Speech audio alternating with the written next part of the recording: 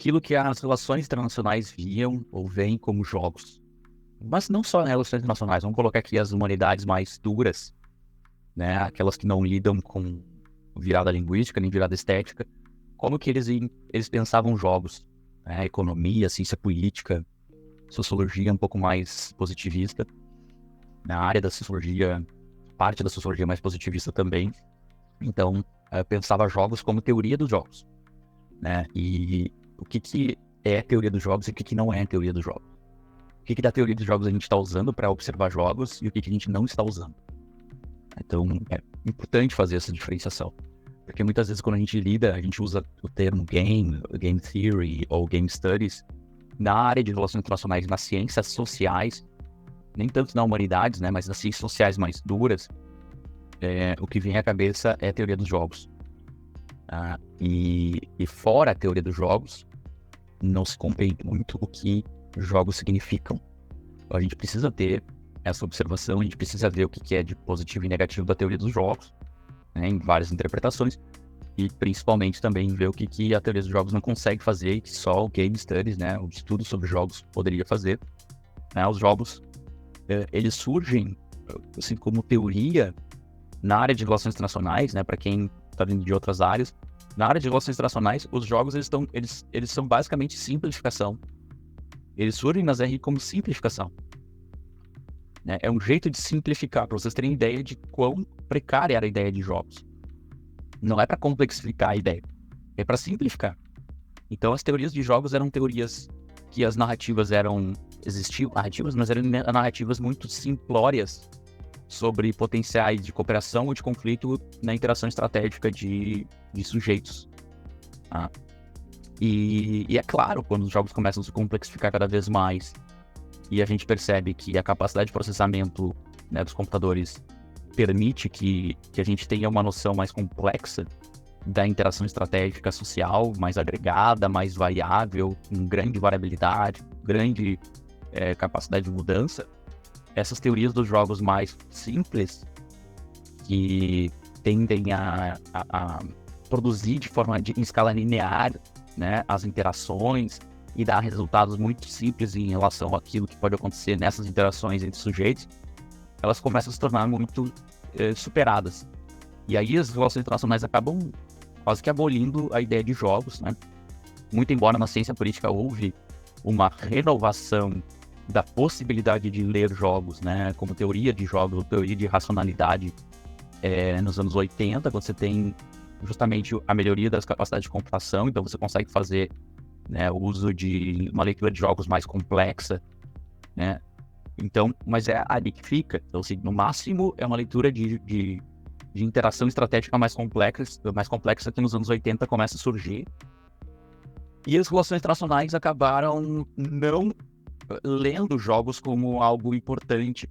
Muito embora nos anos 80 a gente tenha visto uma virada linguística, como em todas as ciências humanas, sociais, é uma virada linguística que começa a perceber a linguagem como um fenômeno importante, né? Não só como um objeto de estudo, mas também sempre foi, né, nos estudos de linguagem, né? Mas como um sujeito do processo, né? Como o local onde o processo social ocorria. Então, é na linguagem, é no discurso que as coisas realmente se fundamentam. Por exemplo, na área de relações internacionais, a securitização, né? É na securitização que as prioridades de segurança e quem deve ser protegido e quem deve ser atacado, quem deve viver e quem deve morrer, né? Se a gente deve produzir um sistema policial que vai atacar mais brancos ou negros, mais pobres ou ricos, se a gente vai atacar mais muçulmanos ou cristãos, se a gente vai defender os muçulmanos ou defender os cristãos, se a gente vai atacar o Iraque ou atacar o Afeganistão, ou defender a Ucrânia ou defender a Síria. Então, assim, tudo isso é feito no processo de securitização. E os interesses, eles existem, mas eles não são automaticamente traduzidos em ação e em resultados. Então, o processo é fundamental. Tá, mas assim, o que começa a entrar nas relações internacionais nesse processo é o discurso. Então, a gente vai analisar discurso, vamos ver os documentos que reproduzem discurso, vamos analisar a mídia reproduzindo discursos, vamos analisar até mesmo, né, obras cinematográficas, obras de arte. E os jogos nunca entram. Os jogos não chegam. Mas os jogos... Eu até falo... A resposta é a presunção da irrelevância. Os jogos não são relevantes. As pessoas lembram, sei lá, do Pong, sabe? As pessoas lembram do jogo da cobrinha, que pode nos dizer muito sobre imperialismo, inclusive o jogo da cobrinha. Mas os jogos se tornaram cada vez mais complexos e as ideias lógicas que denotavam, né, diferentes ontologias e epistemologias dos jogos antigos começam a ser cada vez mais visíveis, né, e materializados nesses jogos complexos novos. Então, não é mais uma cobrinha comendo todos os que estão em volta. É o imperialismo mesmo acontecendo num jogo de estratégia que você só ganha se conquistar todos os territórios. Então,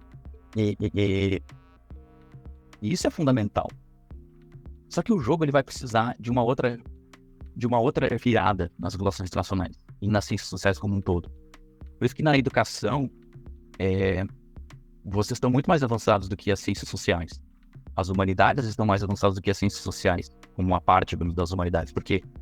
Porque vocês já perceberam que instrumentos, né, de aprendizagem, de gamificação, são fundamentais, né, os jogos como instrumento de estímulo a ensino-aprendizagem são, né, um dos pilares desse processo de metodologias ativas, de autoatribuição da aprendizagem. Então, a gente ainda não conseguia reconhecer até então, porque a gente tem muito esse pressuposto da ciência do observador. Então, eu vou lá no mundo observar aquilo que o mundo tem para me oferecer.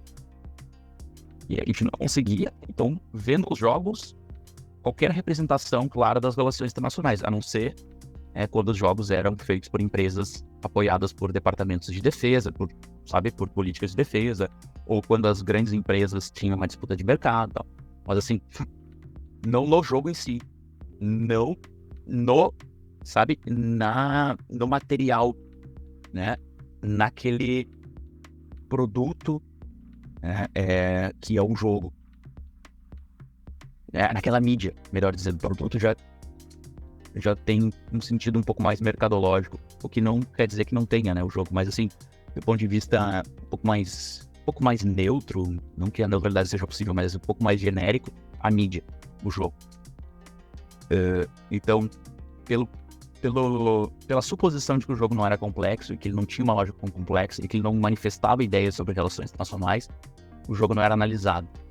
E também pela suposição de que o jogo não tinha algo muito particular, né, não só da complexidade, mas também das suas narrativas. O jogo tinha narrativas muito simplórias, tipo o Mario pulando, batendo cabeça na caixinha e tal. Embora toda a conceitualização do Mario, e a conceitualização do Sonic, por exemplo, tenha muito a ver com o ambientalismo que surge nos anos 80, né, com a ideia de contato com a natureza. Tem tudo a ver Rio 92 e o início das conferências do clima com o surgimento de Mario e Sonic, gente, tá? E com a popularização deles. Não acho que são coisas diferentes. Tem tudo a ver. Então, o acesso e a visão das pessoas sobre a importância do meio ambiente como uma pressão da sociedade civil aos estados está muito vinculada a isso, mas nas relações internacionais não achavam isso relevante e não viam como um processo. Então, houve uma virada. E essa virada tem acontecido nos últimos 10 anos nas relações internacionais, que é o que a gente chama de virada estética. Tá? A aesthetics turn é uma virada estética. O quê?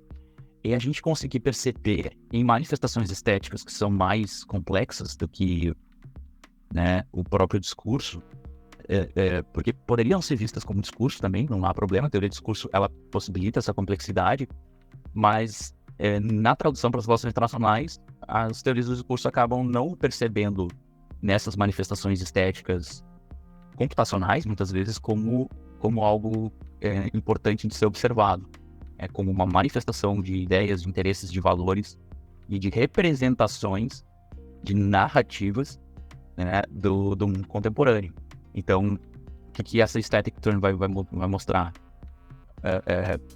Leitura das redes sociais, leitura de vídeos, leitura do YouTube, leitura do Twitter, a gente observando, né, essa disseminação da produção audiovisual para um mundo inteiro. Cada um de nós é capaz de ser um produtor, editor audiovisual. Isso é incrível. Esse processo de disseminação da estética audiovisual como narrativa, nas relações internacionais, no mundo, ele começa a ser percebido como algo totalmente novo. É discurso, mas é mais ainda, é uma leitura estética daquilo que a gente vê no mundo e daquilo que a gente interpreta, que não é só representação, é interpretação. E isso se alinha muito ao que as teorias de jogos argumentam. Mas a ideia de jogar, de criar um ambiente, um instante, um momento em que as normas daquele jogo podem estar mais ou menos claras, mas que você produz regras informais, muitas vezes, para interagir com o outro e produzir nessa interação prazer, divertimento. Então, aí está um dos elementos mais incríveis do jogo. E num desses elementos mais incríveis do jogo é que situa a sua incapacidade de ser visto com seriedade por áreas que se dizem sérias de conhecimento. Né? Então, aí que tá a grande ambiguidade. Então, o jogo é estético, não é? É estético. Tá, mas o jogo é brincadeira. Ninguém tá fazendo isso sério. Mas muitas vezes é no divertimento que as coisas são manifestas. E é no divertimento que os interesses estratégicos são concretizados. Porque é por ali que você tem mais acesso, você tem mais capacidade de disseminar suas ideias e interesses. Para entender jogos, então, argumentam, né, os ludologistas, que são os estudantes de jogos, de game studies. Ele é diferente. Por mais que você tenha teorias de narrativas, você tenha teorias de discurso, você tenha teorias sobre estudos estéticos, no jogo existe um espaço, um ambiente que é feito de maneira um pouco distinta e envolve interação.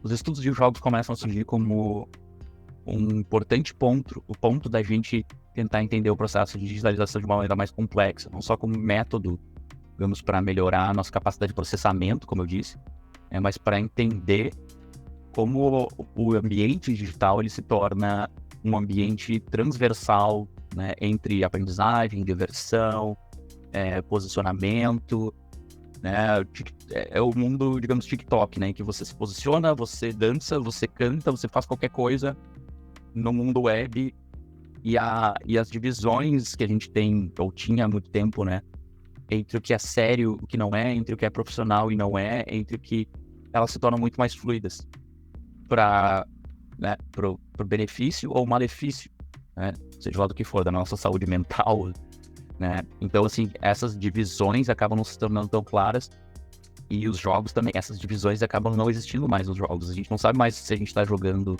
só por divertimento, por aprendizado, por socialização, por mobilização, por contestação. É muito interessante esse espaço. E esse espaço, ele é distinto de outros espaços pelo grau de interatividade que a gente tem. Portanto, é diferente eu fazer um estudo sobre jogos, eu fazer o que o gamificado faz, né? Um vídeo sobre jogos, eu fazer uma entrevista sobre game studies e eu jogar. Mesmo eu fazer uma live, né? A live é interessante, a rede produziu, possibilitou a gente fazer um streaming do jogo, tal, o walkthrough do jogo. Nada disso é igual o jogar. Assistir o jogo não é jogar. É diferente e isso não precisa ser só para o jogo digital. O jogador de futebol, o jogador de vôlei, a gente vibra, né, com o processo. E a gente vibra não só porque a gente defende ou apoia uma ou outra, ou um outro símbolo, ou uma outra identidade, mas principalmente porque a gente se sente dentro daquilo, né? Na realidade, a gente toma um pouco da posição do jogador. E por isso a gente se sente parte. Na realidade, o interesse é que a gente estivesse jogando o negócio, né? Estivesse fazendo o gol, estivesse dando aquela cortada, né? E é ser o jogador que é o grande auge do jogo, que obviamente não precisa ser sempre. Mas jogar, então, é muito importante. Não é absolutamente suficiente nem necessário. Às vezes a gente vai ter que fazer um artigo científico, a gente vai ter que propor uma atividade que a gente não joga, a gente observa, a gente vai ter que fazer uma análise. Mas, ao fim e ao cabo, jogar é o grande elemento de distinção do jogo em relação a outras mídias, tá? E é inevitável que no jogo a gente tenha que jogar.